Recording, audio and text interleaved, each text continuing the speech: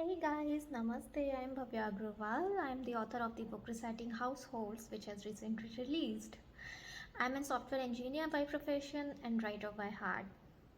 So my first book, Reciting Households, it is a non-fiction work and it talks about the gender disparities and the stereotypical gender roles.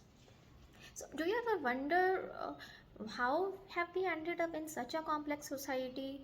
While there are stereotypical gender roles, women belong to the household and men go outside to earn. Why has this been existed?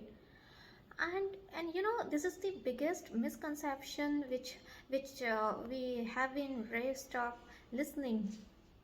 So while I was writing this book, I was digging up our history, our past. I realized that it wasn't like that in earlier times.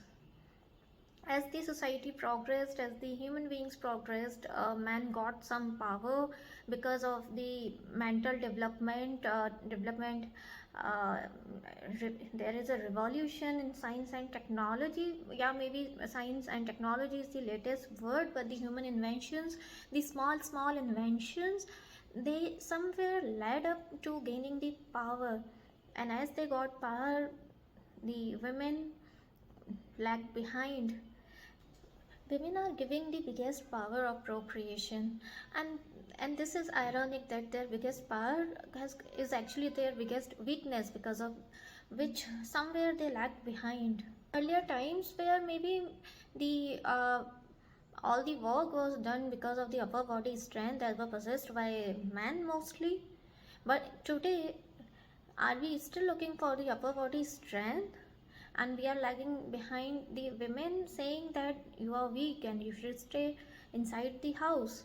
Men used to go for hunting, and we are told that women used to stay home. Even then, the 70% of the food arrangements, the it was usually on vegetables, and the small animals that were chased by women nearby their houses, their staying places.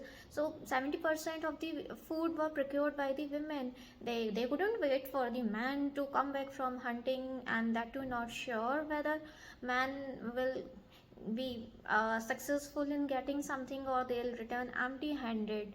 So the thing is, mm, we don't recognize the work that has been done by women in those times when their work wasn't done in exchange for money.